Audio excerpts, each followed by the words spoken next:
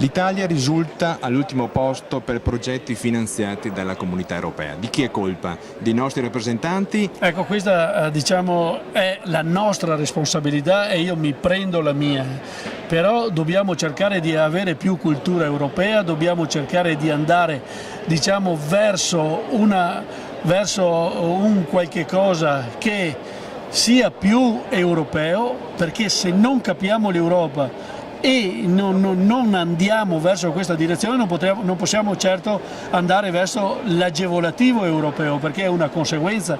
Quindi noi quando pensiamo a un'Europa, un qualche cosa di lontano, diventa difficile poi operare. Dobbiamo pensare che noi in questo momento siamo in Europa, noi abbiamo 2 parlamentari europei in questa area, noi dobbiamo creare una cultura diversa e dobbiamo fare in modo di capire, di conoscere e poi di portare a casa le risorse che ci spettano, anzi non solo quelle che ci vengono indicate, dobbiamo lottare affinché ce ne siano di più.